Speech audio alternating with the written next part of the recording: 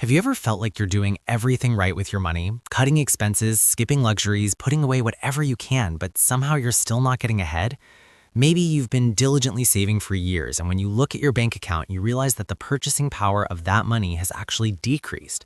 Or perhaps you've noticed that the financial advice your parents followed, the advice that worked for them, seems completely useless in today's economy. Yeah, you're not imagining things. Saving money doesn't work the way it used to, and the math behind why is absolutely infuriating. My name is Roshan, and I spend way too much time analyzing why the traditional path to financial security has become almost impossible for regular people to follow. If you've been saving money and wondering why it feels like you're running on a treadmill that keeps speeding up, make sure to hit that subscribe button because today we're exposing the uncomfortable truth about why saving has become a losing strategy in the modern economy. Let me start with the most obvious problem that's destroying the value of saved money: inflation. Now, I know what you're thinking. Everyone knows about inflation. It's been in the news constantly. Prices are going up. We get it. But here's what most people don't fully understand.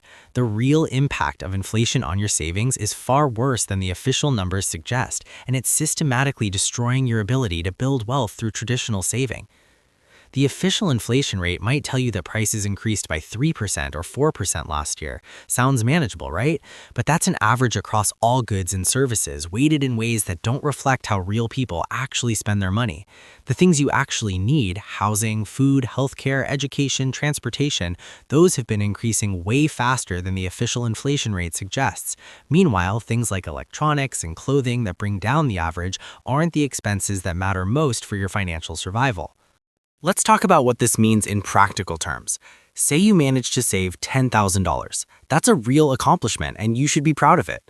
You put that money in a savings account, earning maybe 0.5% interest if you're lucky. Meanwhile, real inflation on the things you actually buy is running somewhere between 5% and 10% depending on where you live and what you need. That means your $10,000 is losing somewhere between $400 and $1,000 of purchasing power every single year just sitting there.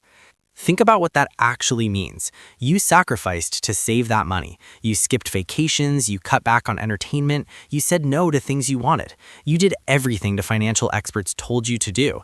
And your reward for that discipline is watching your money become less valuable year after year. It's like filling a bucket with a hole in the bottom. No matter how much you pour in, it keeps draining away. Here's what really makes me angry about this situation. Savings accounts used to actually pay meaningful interest. Your parents or grandparents could put money in a savings account and earn 5% or even 10% interest. Their saved money was growing, not just sitting there losing value. But in today's economy, savings account interest rates are essentially zero while inflation is running hot. The financial institutions that tell you to save money are paying you almost nothing while your purchasing power evaporates. Let's move to another major reason why saving doesn't work anymore. The cost of the big-ticket items that savings are supposed to help you afford has increased so dramatically that traditional saving strategies can't keep up. Think about housing, which is probably the biggest thing most people save for. The advice used to be, save up a 20% down payment, buy a house, and build equity. Simple, right? Except the math has changed so dramatically that this advice has become almost useless.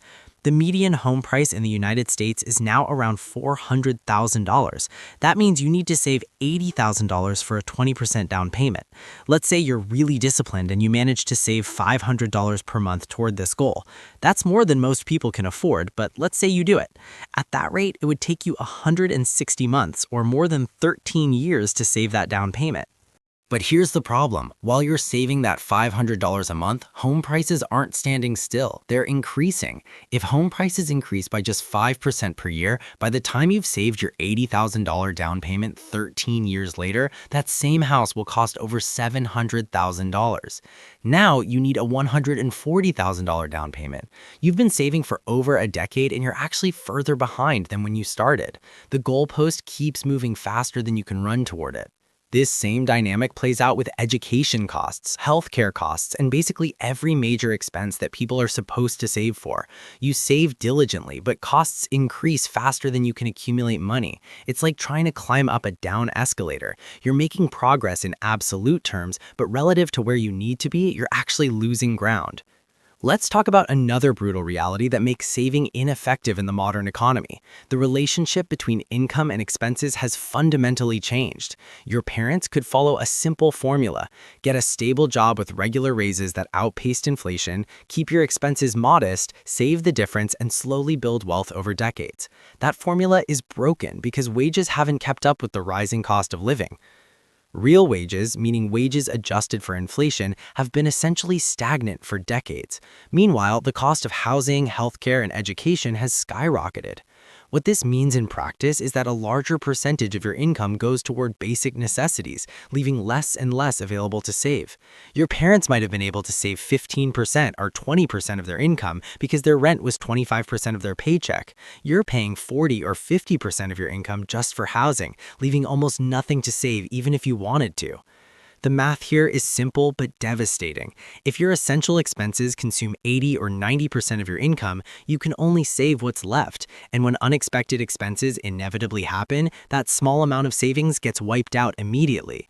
You end up in a cycle where you save a little, then something breaks or someone gets sick and your savings disappear. You never actually build wealth. You just barely survive from one crisis to the next. Here's another problem that destroys the effectiveness of saving.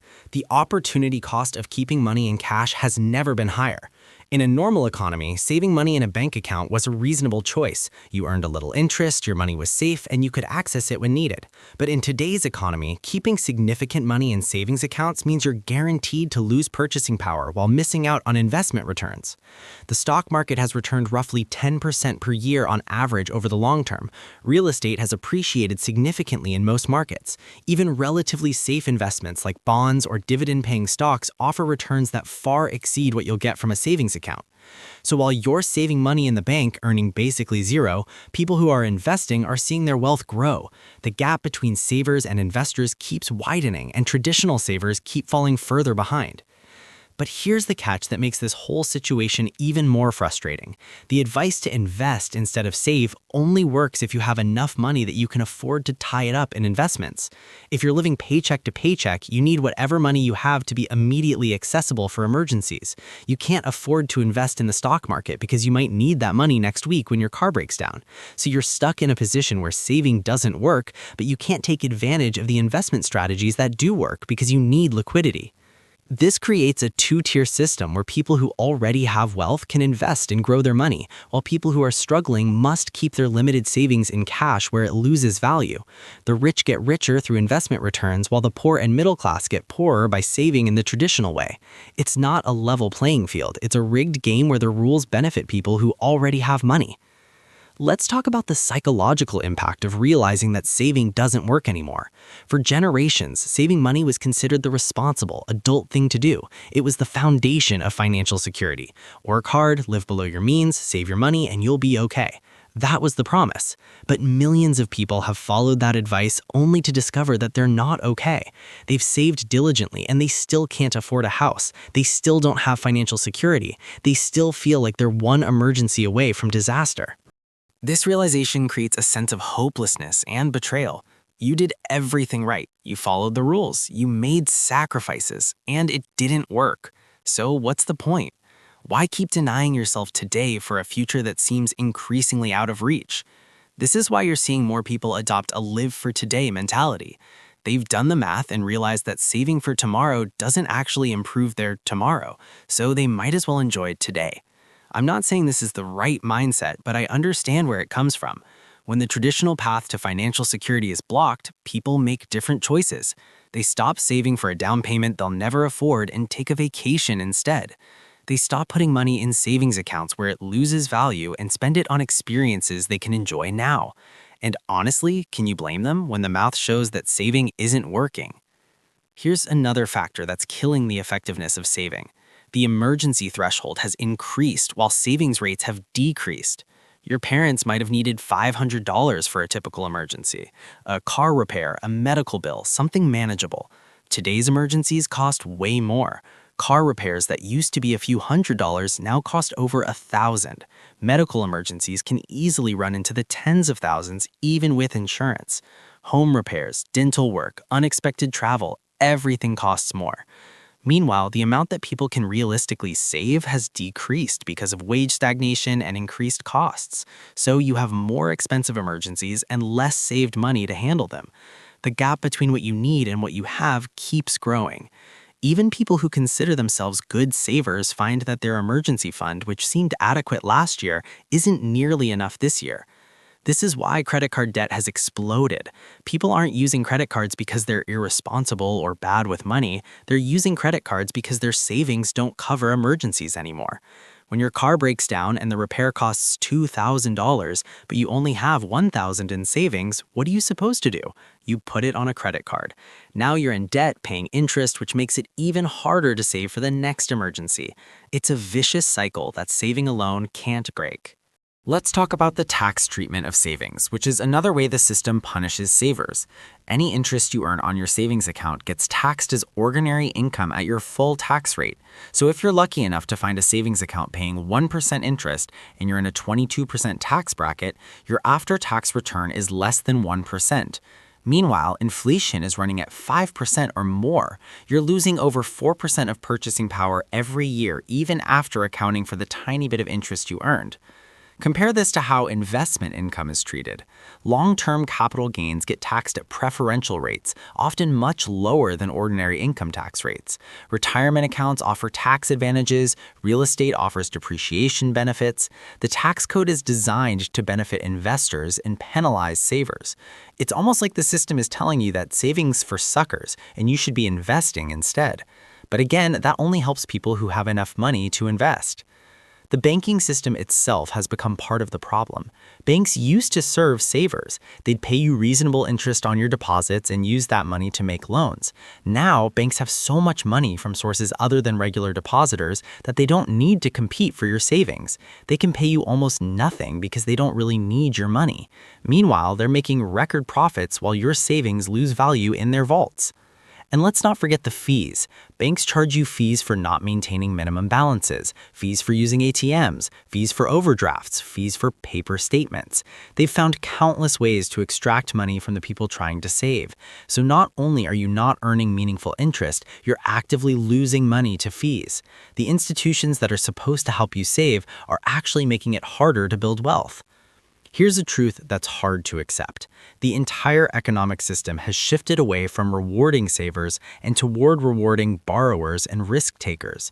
Low interest rates mean that borrowing money is cheap. People who take on debt to buy assets like real estate or start businesses can make huge returns. Meanwhile, people who save cash are punished with returns that don't keep up with inflation. The system incentivizes debt and investment while punishing the traditional virtue of saving. This creates a moral hazard where responsible behavior is penalized and risky behavior is rewarded. The person who saved carefully and avoided debt ends up poorer than the person who borrowed heavily and invested aggressively. This seems backwards, but it's the reality of the current economic environment, and it's destroying the traditional pathway to financial security that worked for previous generations. The generational wealth gap illustrates this perfectly. Baby boomers could save their way to home ownership and comfortable retirement. They bought houses for reasonable prices, saved in accounts that paid real interest, and benefited from decades of wage growth that outpaced inflation. Today's young people are facing the opposite situation. Housing is unaffordable, savings are nothing, and wages haven't kept up with costs. The same strategies that worked for their parents are completely ineffective for them. So what's the answer? I wish I could tell you that there's a simple solution, that if you just save harder or smarter, everything will work out. But the truth is that traditional saving as a wealth building strategy has been broken by economic forces beyond individual control. Inflation, wage stagnation, asset price inflation, low interest rates, and a financial system designed to benefit investors over savers have all combined to make traditional saving ineffective. This doesn't mean you shouldn't have any savings. You still need some cash for emergencies and short-term goals, but it does mean that saving alone won't build wealth anymore. You need to think differently about money. You need to invest, take calculated risks, acquire assets, build skills, and find ways to increase your income. The old playbook of work hard, save money, and retire comfortably has been torn up. We need new strategies for a changed economy. So there you have it.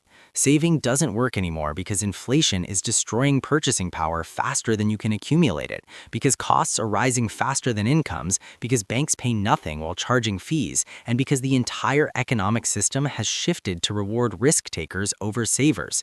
If this made you angry or opened your eyes to why you're struggling despite doing everything right, make sure to subscribe because we need to talk about what actually works in this new economic reality.